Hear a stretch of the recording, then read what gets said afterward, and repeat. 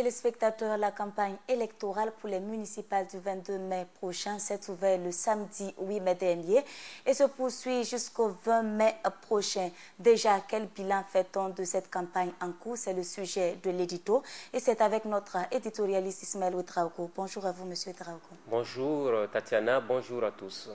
Alors, je le disais tantôt, quel bilan faites-vous de cette campagne électorale en cours? Campagne électorale qui se déroule plutôt bien pour le moment, à part quelques petits incidents isolés qui auront été enregistrés avec des contradictions entre différentes formations politiques, mais dans l'ensemble, la campagne électorale se déroule nettement bien, parce que vous savez que c'est une campagne électorale qui se déroule dans un contexte bien particulier qui est celui du Burkina Faso avec les actes d'incivisme à n'en pas finir. Il y a également d'autres éléments importants aussi parce que c'est une élection de proximité, une élection qui diverge totalement de la présidentielle ou encore des législatives qui ont eu lieu en 2015 au Burkina Faso. Alors cette campagne pour les municipales également permettra sans doute aux différentes populations de choisir ceux-là qui vont les représenter au sein des conseils municipaux, lesquels devront choisir les différents maires qui vont diriger les communes pour les 5 prochaines années. Il faut dire qu'une campagne qui se fait sans gadget, comme l'a si bien annoncé le gouvernement depuis les élections présidentielles et législatives. Alors les messages politiques, puisque les candidats devront se contenter de cela, sont-ils en adéquation avec même les réalités du pays? Alors disons tout simplement qu'il y a quand même cet aspect important qu'il faut saluer du déroulement de cette campagne électorale, parce que c'est une campagne électorale, comme vous l'avez si bien dit, donc, qui se déroule sans gadget, comme l'a bien dit donc le code électoral burkinabé. C'est une particularité également qui consacre naturellement cette démocratie au Burkina Faso. Alors ce qui est également fondamental de souligner en parlant de cette absence de gadget, ce sont donc les messages politiques. Est-ce que les messages sont en adéquation avec les attentes ou les aspirations des différentes populations? Alors il faut savoir que quand on est dans le contexte des élections municipales, chaque candidat qui représente un parti politique dans un village ou dans un quartier ou encore même dans une ville, chacun essaie de mettre son accent sur le vécu quotidien des populations qui seront touchées par ces actions éventuellement s'il était élu. Alors quand on parle de messages politiques qui sont diffusés, sont-ils en adéquation avec les aspirations du peuple? Pour certains, oui, mais pour d'autres, il y a problème. Pourquoi? Parce que pour, disons, les messages qui sont en adéquation, ce sont les messages qui ressortent notamment, je dirais, les pouvoirs qui reviennent naturellement aux conseillers municipaux. Mais quand quelqu'un est en train de chercher un poste de conseiller municipal et qu'il va faire des promesses à l'allure d'un ministre ou encore d'un président de la République, il y a un problème. Il y a également le fait que certains dans les messages politiques sont allés promettre des barrages ou encore des barrages. Est-ce qu'un conseiller municipal peut faire un barrage dans une localité? C'est pas possible. Ou encore quelqu'un qui va vous dire, par exemple, je vais construire des ponts alors qu'il n'y a même pas de rivière dans le village. Ça également, ça pose nettement problème. C'est vrai qu'il faut que les partis politiques également arrivent à bien huiler leur message pour se faire comprendre même. Un. Deuxième élément, qu'ils puissent faire comprendre à la population aussi qu'ils ont un rôle d'éducation. Parce que vendre des miracles qui reviennent notamment aux maires alors que cela ne relève pas de leur responsabilité, il y a nettement un problème. Vous savez qu'avec notamment tous les problèmes que le pays a connus, je vais parler des lotissements, de la gestion foncière et tout ça, au niveau des autorités, on a parlé notamment du fait qu'on veut retirer de la gestion municipale la question des parcelles et des lotissements. Cela va être véritablement une bouffée d'oxygène parce que pendant longtemps, les maires ont travaillé à montrer l'image des personnes qui viennent uniquement pour faire que des opérations de lotissement, lesquelles opérations de lotissement ont toujours été des sujets à problème avec des gens qui n'en bénéficient pas, certains qui en bénéficient plus que d'autres. Et finalement, il y a eu des problèmes, des affrontements, des conseils municipaux qui ont été dissous. Des maires même ont fini par être emprisonnés, justement pour mauvaise gestion. Ça veut dire que les partis politiques doivent avoir ce rôle d'éducation auprès des populations, leur dire la vérité et rien que la vérité sur ce que vaut un maire dans une commune bien déterminée. Le maire, il n'est pas celui-là qui est à l'Assemblée nationale, il ne représente pas tout le peuple, mais il représente sa circonscription bien définie. Et le maire a l'obligation de travailler à faire en sorte que le développement puisse partir de la base.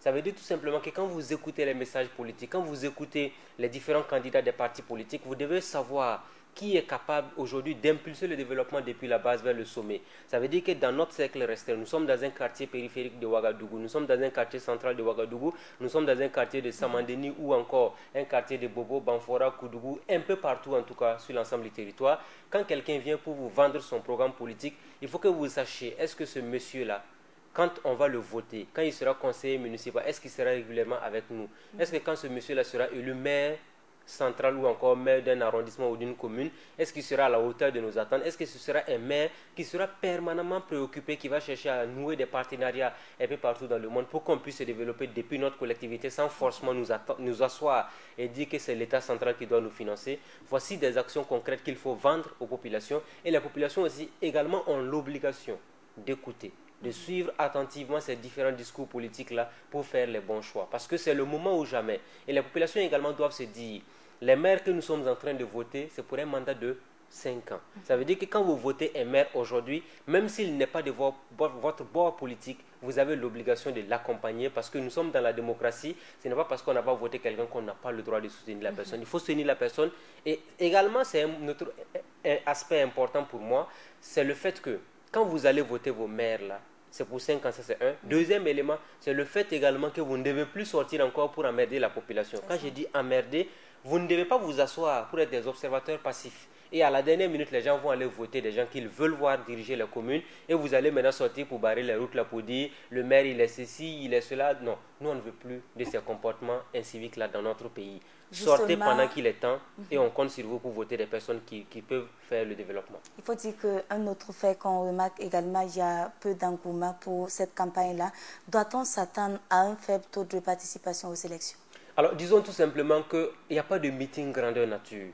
Ce n'est pas une élection qui suscite la tenue, par exemple, d'un grand meeting au Palais des Sports de Ouagadougou, au stade du Katoudou, encore au stade Sangoulé-la-Misérana de Bobo-Dioulasso, ou au stade provincial du Yatenga, ou encore au stade de Fada. Non, ce sont des élections de proximité, des élections qui doivent se faire avec le contact de la population. C'est le porte-à-porte. Et puis, vous savez, depuis un bout de temps, l'absence des gadgets, ça c'est un élément important. Deuxième élément, il n'y a plus de financement, je dirais, occulte, de telle sorte que, vous savez que l'expérience démocratique au Burkina Faso a été marquée pendant des années par un grand parti politique de l'époque, je ne vais pas citer puisque nous sommes en période électorale, qui avait la possibilité de financer, et chaque élection est donnée lieu à des dépenses, je dirais, incalculables ou incalculées des ressources.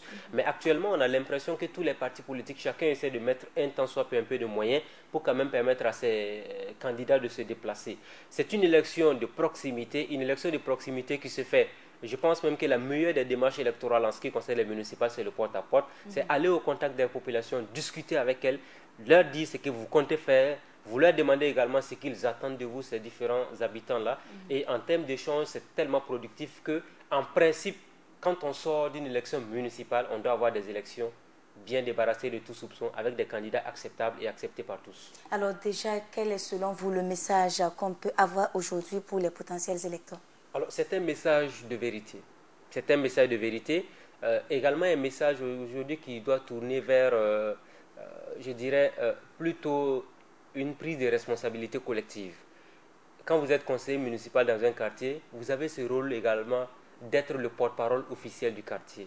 Ça veut dire que vous avez un rôle que tout le monde n'a pas. Les gens vous ont fait confiance, ça veut dire que c'est à vous que revient la responsabilité de les sensibiliser. Dans un quartier bien déterminé, un conseiller municipal, même si vous en avez 2 ou 3, s'ils sont vraiment de bons conseillers, ils peuvent arriver à discipliner les habitants du quartier de telle sorte que ce sont des habitants, quand vous allez les voir sortir, c'est pour faire des actions de salubrité commune. Ça veut dire tout simplement que vous allez vous rendre compte que dans certains quartiers, à travers les actions du conseiller municipal qui lui-même se met au devant de la troupe, comme on dit, vous allez voir des gens qui vont sortir pour dire nous allons nettoyer le quartier aujourd'hui. Nous allons essayer de cotiser de l'argent pour, par exemple, inviter les autorités centrales à venir nous aider à curer les caniveaux. Nous allons mobiliser des ressources également pour qu'on bitume, pour qu'on mette l'éclairage public. C'est ça le rôle d'un bon conseiller municipal. Donc ça veut dire que c'est ce message-là qu'il faut aller dire aux populations, les inviter à être plus responsables, les inviter à contribuer d'une manière ou d'une autre au développement de leur pays, parce que c'est ensemble que nous allons construire cette nation forte que nous voulons tous. Alors selon vous, quels peuvent être déjà les enjeux même de ces élections? Eh bien, l'enjeu majeur, ça va permettre notamment de redéfinir certainement la carte politique du pays pour qu'on puisse savoir un peu est-ce que les élections présidentielles et législatives vont être confirmées à travers les municipales. Ensuite, il y a également le fait qu'on aura des candidats indépendants. On verra bien si ces candidats indépendants pourront tirer leur épingle du jeu pour permettre éventuellement qu'on ne puisse pas avoir uniquement que des partis politiques qui seront représentés au sein des conseils municipaux, ce qui va sans doute permettre également d'avoir un débat plutôt équilibré. au niveau des différentes sessions. Donc l'un dans l'autre, ces élections sont assez importantes, mais rassurez-vous, généralement les élections municipales ne mobilisent pas grand monde. Alors il faut dire que nous avons remarqué des gagnants aux législatives, le trio gagnant lors des législatives. Pensez-vous que ces trios-là pourraient maintenir le cas pour les municipales? Ce sont les grands défis, c'est à la population de dire qui est capable de faire quoi. Donc nous ne faisons que suivre ce que fera la population burkinabé et au sortir des urnes, nous tirerons toutes les conséquences avec notamment ce que cela va donner en termes de processus démocratique pour le pays. Merci à vous, M. Ouedraogo, pour ces différents éclaircissements. Amis téléspectateurs, c'était pour vous l'édito de ce jour, édito que vous pourrez retrouver sur notre page Facebook burkinainfo.tv.